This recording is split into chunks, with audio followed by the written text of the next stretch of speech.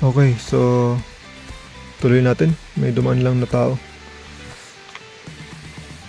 Malapit lang kasi kakabayan dito, kaya kabahayan dito. Kaya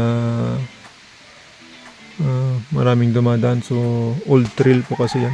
Ito, sa baba lang ito. Old trail po yan. Papunta doon.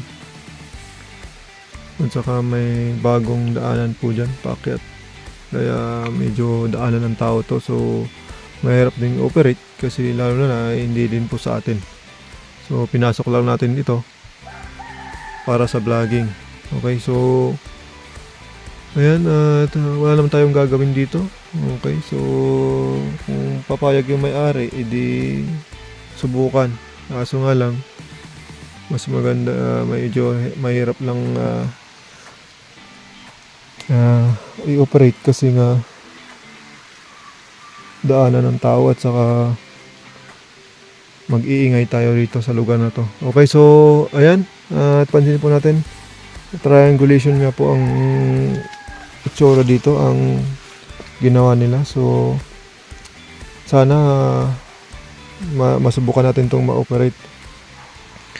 Okay, so yan, ito po, at itong pansinin po din natin, bago nyo po natin i-consider yung kahoy.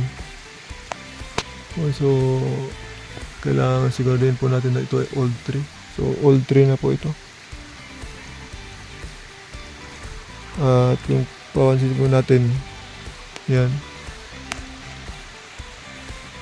meron po dyan. So kung makakita po natin na baluktot po yung kanyan. So papansinin po natin lagi kung suspect natin itong ginawang marka, pansinin po natin yung kahoy, kung abnormal ba yung paglaki niya.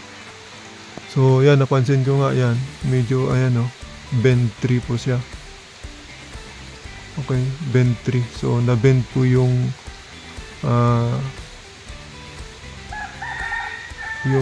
itong puno na to doon. So nag letter S po siya. Okay, letter S po siya. So, parang ahas na pag ganun siya. Letter S pababa. Okay, at ayan,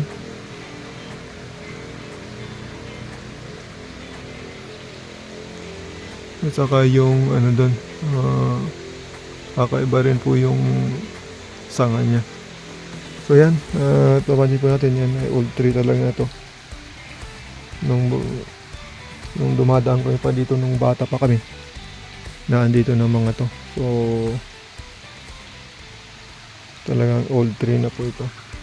Okay, at makikita din natin dito yung meron dati ditong old na tawag ito, pinagkuhanan ng tubig.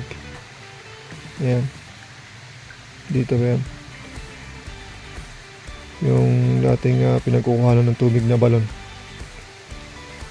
Okay, so yan, ito po ay nagway po na creek, at saka nagway po na creek yan. Yan, at saka may galing doon, at saka ito yung creek. So naka-Y creek po tayo.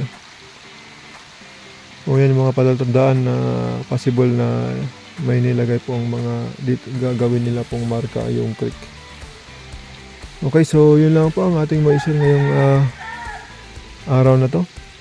At maraming salamat po sa pagsubaybay, at God bless po sa ating lahat. At mag-ingat po tayo mga ka-TH.